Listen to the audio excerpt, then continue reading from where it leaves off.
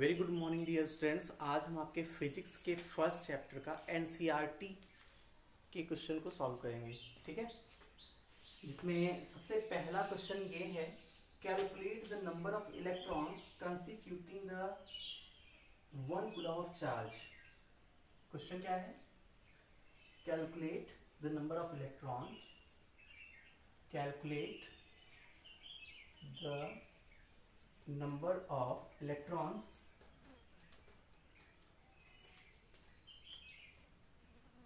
constituting 1 coulomb of charge, constituting 1 coulomb of charge. Simple सा question है ये। ठीक है, हम लोगों ने एक फॉर्मूला पढ़ा हुआ था आपके जब चैप्टर की शुरुआत हुई थी इलेक्ट्रिसिटी की, तो वहाँ पे फर्स्ट फॉर्मूला था Q equal to N E. जहाँ पे Q क्या था बच्चों? Q था चार्ज, N क्या था? नंबर ऑफ इलेक्ट्रॉन,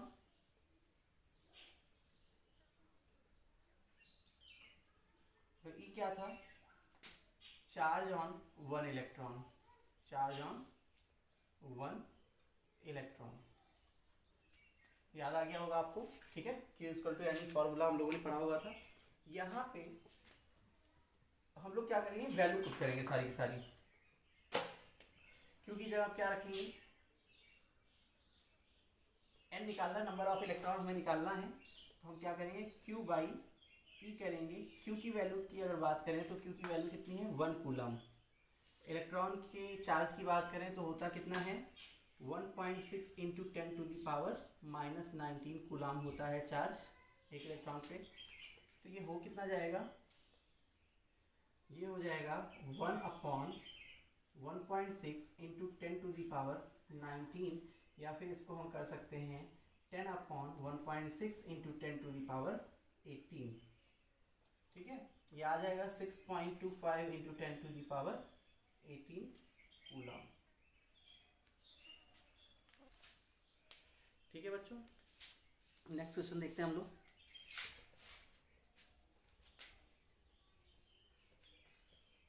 कूलम नहीं है, एक्चुअली इलेक्ट्रॉन है वो, मैंने गलती से यहाँ पे लिख दिया है coulomb. 6.25 into 10 to the power 18 electron है ये, कूलम नहीं है। क्योंकि नंबर ऑफ इलेक्ट्रॉन पूछ रहे थे ना हमसे, वो इलेक्ट्रॉन। चलिए सेकंड क्वेश्चन की बात करते हैं। सेकंड क्वेश्चन है आपका, यहाँ पे बोला जा रहा है, on which factor does the resistance of conductor depend? On which factors does the resistance of a conductor depends? Simple सा क्वेश्चन है। हम लोगों ने एक फॉर्मूला पढ़ा हुआ था, आप लोगों को याद होगा, R equal to rho L by A. यहाँ इस फॉर्मूले में कितनी चीज़ें दिख रही हैं? रो दिख रहा है, एल दिख रहा है और ए दिख रहा है। इसका मतलब ये है रेजिस्टिविटी, ये है length of the conductor,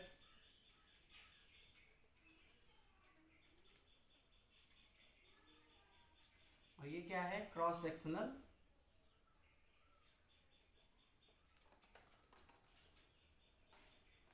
area. ठीक है, इसके अलावा टेम्परेचर पे भी डिपेंड करता है, टेम्परेचर। ये चार चीज़ें हैं जिनके ऊपर आपका जो रेजिस्टेंस है किसी भी कंडक्टर का, वो डिपेंड करता है। ठीक है, नेक्स्ट क्वेश्चन सॉल्व करने जाएंगे हम लोग। नेक्स्ट क्वेश्चन है, let the resistance of electrical component, let the resistance of an electrical component remain constant while the potential difference across the two ends of the component decreases to half of its former value, what change will occur in the current flowing through it? क्या बोल रहे हैं कि एक current, एक कोई component है, ठीक है, उसका जो रेजिस्टेंस है वो तो कांस्टेंट है, लेकिन उसके क्रॉस जो पोटेंशियल डिफरेंस है वो कितना हो जा रहा है, हाफ हो जा रहा है। तो बोल रहे हैं उसके थ्रू जो करंट होगी उस पर क्या इफेक्ट पड़ेगा, वो कैसे चेंज होगी। तो चलिए देख लेते हैं इस क्वेश्चन को। हमारे पास फॉर्मूला है I equal to V by R, ये फॉर्मूला है सिंपल सा। यहाँ पे हम लोगों को एक कंडीशन क्या दे रहे थे कि जो V है वो कितना हो जा रहा है, हाफ हो जा रहा है। तो हम मान लेंगे कि V डैश जो है वो कितना हो जा रहा है, V बाई 2 हो जा रहा है। तो जाहिर सी बात है अगर पोटेंशियल चेंज हो रहा है तो करंट की वैल्यू भी चेंज हो जाएगी, ठीक है। इक्वेशन 1 मान लेते हैं इसको। तो I डैश इक्वल क्या हो जाएगा, V डैश बाई R हो जाएगा। अब V डैश की वैल्यू यहाँ पे रखेंगे, V डैश की वैल्यू है कितनी, V by 2, V by 2R। और इक्वेशन 1 से V बाई R है किसके बराबर, I के बराबर है। तो I डैश किसके इक्वल हो जाएगा, I बाई 2 के इक्वल हो जाएगा। मतलब करंट कितनी हो जाएगी, आधी हो जाएगी। अगर पोटेंशियल डिफरेंस जो है उस कंपोनेंट के अक्रॉस हाफ कर दिया जाए तो उसके थ्रू जो करंट होगी वो भी क्या होगी, आधी हो जाएगी। नेक्स्ट क्वेश्चन क्या है, नेक्स्ट क्वेश्चन में बोल रहे हैं just the equivalent resistance when the following are connected in parallel. जज the equivalent resistance, equivalent resistance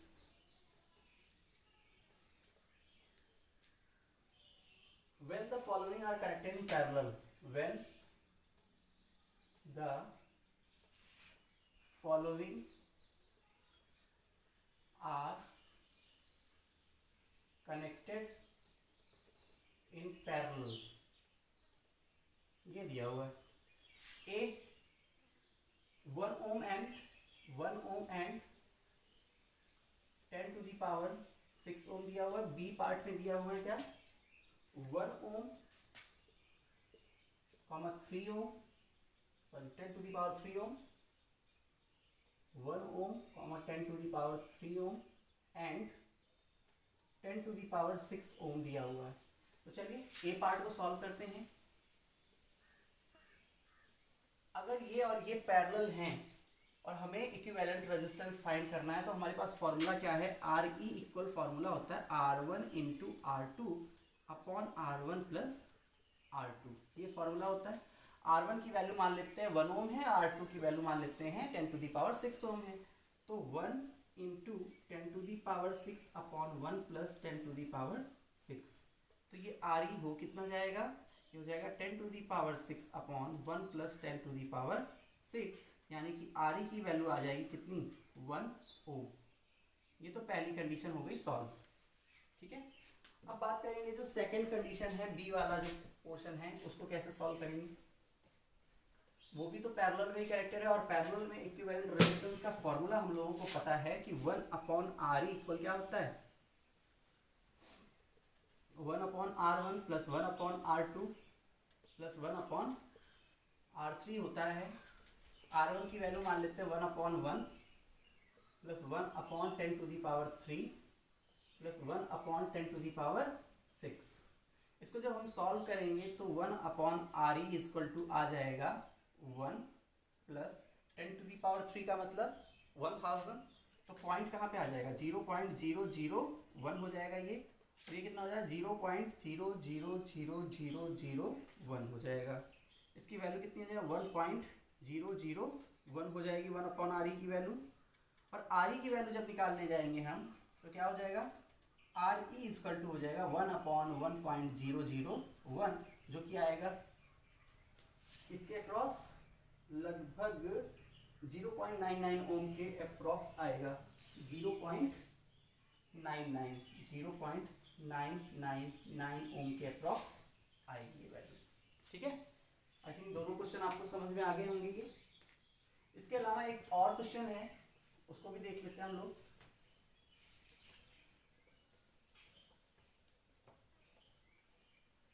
बच्चे कह रहे थे कि एनसीईआरटी से रिलेटेड क्वेश्चन थोड़े से टफ हैं, वो हम लोग नहीं कर पा रहे हैं, तो इसीलिए मैंने सोचा कि एनसीईआरटी बेस्ड जो न्यूमेरिकल्स हैं उसको भी मैं यहाँ पे सॉल्व करा दूँ, क्योंकि मोस्ट ऑफ द स्टूडेंट्स के पास जो बुक है वो एनसीईआरटी की है, और अगर उनको प्रैक्टिस करनी है और उनको समझ में नहीं आ रहा है तो उसका सोल्यूशन उनके पास होना चाहिए, इसीलिए मैं एनसीईआरटी बेस्ड क्वेश्चन ये करा रहा हूँ। चलिए एक और दिया question, an electric lamp of 100 ohm, lamp दिया हुआ है जो कि 100 ओम रेजिस्टेंस है उसका। एक टोस्टर दिया हुआ है जिसकी वैल्यू है, जिसके रेजिस्टेंस की वैल्यू है 50 ओम। इसके अलावा एक वाटर हीटर दिया हुआ है जो कि 500 ओम रेजिस्टेंस है उसका, are connected in parallel to a 220 volt source. क्या बोल रहे हैं, ये तीनों के तीनों पैरेलल में कनेक्टेड हैं। किससे कनेक्टेड है, 220 वोल्ट से कनेक्टेड हैं। चलिए सर्किट बनानी तो नहीं है, लेकिन फिर भी मैं क्या कर रहा हूँ यहाँ पे ड्रॉ कर ले रहा हूँ। सर्किट तो बनाने के लिए नहीं कहा है इन्होंने, लेकिन फिर भी ड्रॉ कर ले रहे हैं हम यहाँ पे। ये 100 हो गया, ये 50 हो गया, ये हो गया 500 ओम, ठीक है। यहाँ से ये हो गया 220 वोल्ट, ये हो गई करंट आई, ये हो गई की। सिंपल सी सर्किट है। आगे क्या बोल रहे हैं क्वेश्चन में, आगे क्वेश्चन में बोल रहे हैं what is the resistance of a electric iron connected to the same source.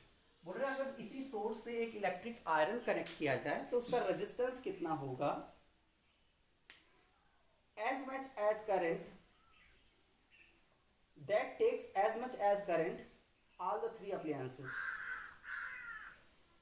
बोल रहे हैं कि अगर वो उतनी ही करंट ले रहा हो जितने कि ये तीनों के तीनों अप्लायंसेस ले रहे हैं, तो उस आयरन की जो रेजिस्टेंस होगी वो कितनी होगी, आयरन का रेजिस्टेंस कितना होगा। और क्या बोल रहे हैं, and what is the current through it, और उसके थ्रू करंट कितनी फ्लो हो रही होगी। तो सबसे पहले तो हमें क्या निकालना होगा, आर इक्विवेलेंट इसके थ्रू निकालना होगा, ठीक है। चलिए निकाल लेते हैं आर इक्विवेलेंट।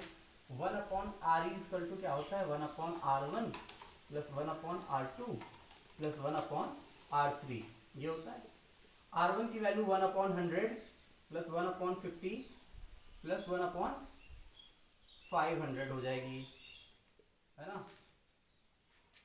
इसको जब सॉल्व करने जाएंगे तो वैल्यू क्या आएगी, 16/500, मतलब 500 इसका एलसीएम हो जाएगा, ये आ जाएगा कितना 5, ये कितना आ जाएगा 10, ये कितना आ जाएगा 1, हो गया कितना 16/500, 1/re की वैल्यू, और re की वैल्यू क्या हो जाएगी 500/16, दैट इज आएगा 31.25 के अप्रॉक्स, मतलब re कितना आया 31.25 आर इक्विवेलेंट आ गया, ठीक है। अभी हमें क्या करना है, अभी हमें निकालना है उस आयरन का, आयरन के थ्रू करंट जो कि 220 वोल्ट सप्लाई से कनेक्टेड है और जिसका इक्विवेलेंट रेजिस्टेंस हम लोगों ने बताया कि यहाँ पे जो पैरेलल में कनेक्टेड थे उसके रेजिस्टेंस के बराबर ये है। तो अगर ऐसा है तो हो क्या जाएगा, हम ओम्स लॉ अप्लाई कर देंगे, ऑन अप्लाइंग ओम्स लॉ क्या हो जाएगा, V equal to I R हो जाएगा, और I इक्वल टू हो जाएगा V बाई आर। V की वैल्यू है 220 और ये है 31.25। इसको जब सॉल्व करने जाएंगे 220 इंटू 100 कर देंगे ऊपर, 31.25 इंटू 100 कर देंगे नीचे, तो ये हो कितना जाएगा 22,000/31.25, ठीक है। ये इतनी वैल्यू हो जाएगी इसकी, जो कि आएगी कितनी 7.04 के अप्रॉक्स आएगी वैल्यू, कितनी आएगी 7.04 एम्पियर, ये वैल्यू आ जाएगी।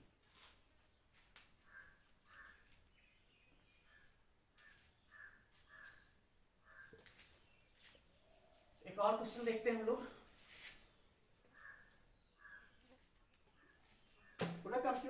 heat generated while transferring 96,000 coulomb of charge in 1 hour. Question क्या है? compute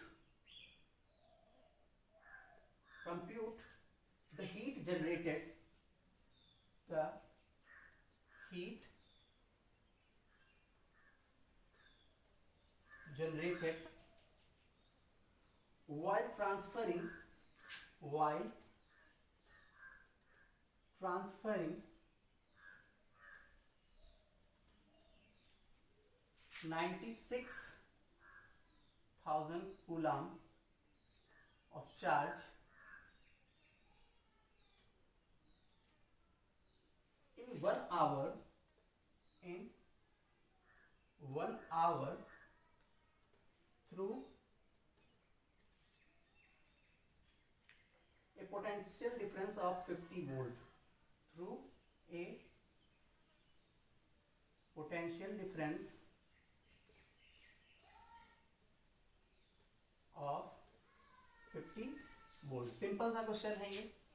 क्या बोल रहा है? Compute the heat generated while transferring 96,000 coulomb of charge in 1 hour. मतलब क्या क्या चीजें गिवन है इस क्वेश्चन में वो लिख लेते हैं. सबसे पहले कूलाम दिया हुआ है, इसका मतलब क्यू की वैल्यू हमें दी हुई है कितना? 96,000 कूलाम दी हुई है.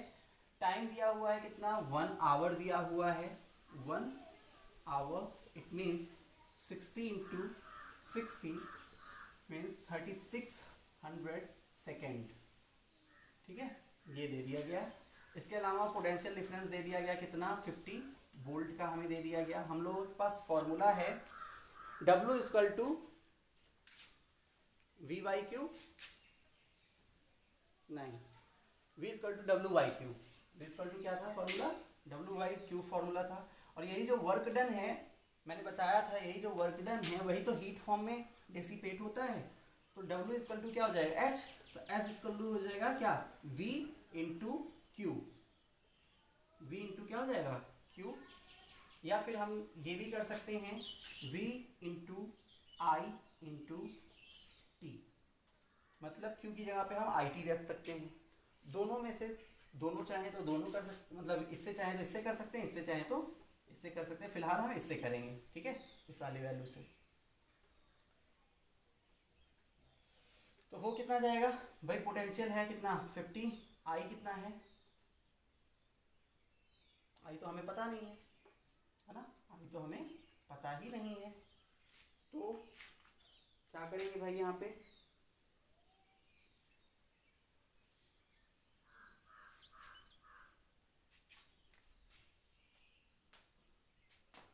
पे हम फर्स्ट वाले फॉर्मूले से ही कर देंगे, क्योंकि आई की वैल्यू तो दी नहीं है. ठीक है, तो वी की वैल्यू कितनी है? 50 है. इसकी वैल्यू कितनी है? 90. ये 50 वोल्ट है और ये 96 क्या है? कूलाम. और कूलाम वोल्ट को क्या बोलते हैं? जूल बोलते हैं ना. 96 इंटू 50 क्या हो जाएगा? ये जूल हो जाएगा. ठीक है, एच की वैल्यू कितनी आ जाएगी? मल्टीप्लाई करने के बाद जो भी वैल्यू हो वो आ जाएगी. 4.8 into 10 power 6 joule. 4.8 into 10 to the power 6 joule हो जाएगी एनर्जी. ठीक है, तो बच्चों आज ये इतने न्यूमेरिकल ही सॉल्व हो पा रहे हैं. ठीक है, वीडियो काफ़ी लंबा हो जाएगा, तो आज के लिए बस इतना ही. बाकी नेक्स्ट से. Thank you. Have a very good day.